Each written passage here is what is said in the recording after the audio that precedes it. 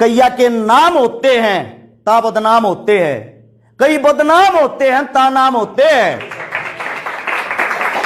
पैसा किसी के पास भी आ सकता, कहीं से भी आ सकता, कभी भी आ सकता है।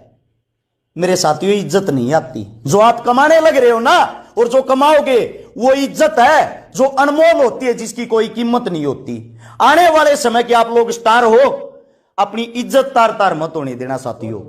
उंगलियां उठाने वाले ऐसे ही रह जाएंगे। ये मैंने मेरे जीवन की सच्चाई बताई है। मैं अपने जीवन की जो सच्चाई वो इसलिए बता रहा हूं, मेरे मन में भी बार बार एक ख्याल आए, मैं मर जाऊं, मेरा क्या जीवन है। 2016 में ही मेरी शादी हुई है। जिस वक्त मेरी शादी हुई 64.5 लाख रुपए का मेरा कर्जा था। जिस वक्त शादी हुई, मेरा भाईचारा बहुत बड़ा है और मेरा भाईचारा पागल भी है। मेरे को मांगने से ही पैसे दे देता है। मेरा भाईचारा ही है जिसने कड़ा दिलवा रखा, घड़ी दिलवा रखी, कपड़े दिलवा रखे, सब कुछ। सच बताऊं तो 1 इंच जमीन भी नहीं है मेरे पास। ये मेरी रियलिटी है। अभी अभी मैंने 80 गौशाला में जो टूटी फूटी गौ माताएं होती है ना, जिनका कोई इलाज नहीं करता, जो रोडों पर घूमती हैं, आवारा गौ बोलते हैं जिनको, उन गौ माताओं के लिए 30 लाख रुपए का मोल किला जमीन दान दी है लेके। लोग सोच रहे हैं सब दिखावे के लिए कर रहे हैं, दिखावा है ये। मैं सभी साथियों को एक बात कहता हूं, ये दिखावा करके तो देखो साथियों, ये दिखावा करके देखो। कैया के नाम होते हैं ता बदनाम होते हैं, कई बदनाम होते हैं ता नाम होते हैं। आप सबका और हमारा नाम हुआ तो हम बदनाम हुए हैं। मुझे नहीं पता अनाथ आश्रम किस लिए बना रखे हैं, और ना ही मुझे ये पता वहां किसकी माताएं रहती हैं। लेकिन मेरे अंदर एक दुख है, एक दर्द है। मैं कोई समाज सेवी नहीं हूं और ना ही मेरा नाम हर्ष है। मैं अपने जीवन की बातें बताता हूं। मैं 7 साल का था, मेरी माता जी को चोट लग गई थी, रीढ़ की हड्डी टूट गई थी। सफदरजंग हॉस्पिटल है एक, बचपन में नाम सुना था, दिल्ली के अंदर, अब तो देख भी लिया। उसके बाहर मेरी माँ 1 हफ्ते तक तड़पती रही। ना ही हमारे पास कोई सिफारिश थी, ना ही उस टाइम पे हमारे पास कोई पैसा था। पैसे के अभाव के कारण मेरी माता जी का इलाज नहीं हो पाया और मेरी मां स्वर्ग सिधार गई। जिस समय मेरी मां दुख में थी, दर्द में थी, मेरी मां ने जो मेरा नाम रखा था, वो मेरा नाम मेरे हाथ पे है। मेरा नाम हरीश रखा था।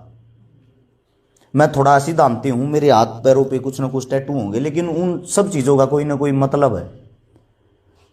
मेरी माँ की बोलते समय जुबान लड़खड़ाती थी। मेरी माँ जब मेरे से पानी मांगती थी तो वो हरीश नहीं बोल पाती थी, वो मेरे को हर्ष बोल पाती थी। मेरी माँ तो नहीं रही, लेकिन मैंने यही सोचा था, जो मेरी माँ की जुबान से मेरा नाम निकल रहा ना, मैं ये चाहता हूं सबकी जुबान से आने वाले समय में वही नाम निकले। और एक मेरा छोटा भाई बोल रहा था गरीबी के बारे में कुछ बात। पहले तो मैं आप लोगों को बता दूं, आज लगता है भाई ठीक ठाक कपड़े पहन रहा है, ठीक ठाक नहा धो के रस छिकारा खड़ा है। 7 साल की उम्र में माता जी चली गई थी। उसके 6 महीने बाद दादा दादी स्वर्ग सिधार गए थे। पापा इतना बड़ा झटका सहन नहीं कर पाए थे, जिसके कारण पागल हो गए थे। कम से कम 4 से 5 साल तक रोहतक पीजीआई में इलाज चला। मात्र 14 साल की उम्र में मैं जो बड़े बड़े ट्रक होते हैं, रोडी डस्ट के ट्रक खाली कर आ रहा था, और उसको खाली करने की जो दिहाड़ी होती है वो 300 रुपये मिलती है, जिसको मिलके 2 या 3 आदमी करते हैं। मेरी उम्र कम होने के कारण मेरे को 150 रुपये मिलते थे। काम मैं उनके जितना ही करता था, लेकिन मेरे को आधी दिहाड़ी मिलती थी।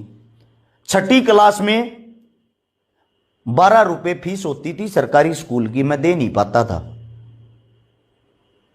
मेरी पढ़ाई बहुत ज़्यादा वीक रही है, बहुत से भी बहुत ज़्यादा वीक रही है, क्योंकि मैं पढ़ नहीं पाया। मेरे ऊपर कोई दबाव नहीं था, मेरे को कोई संभालने वाला नहीं था। लेकिन जीवन में मेरी मां ने 2 चीजें सिखाई थी।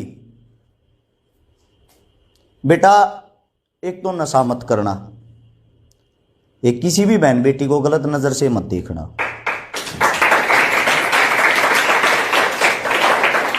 आज मेरी उम्र 32 साल हो गई है।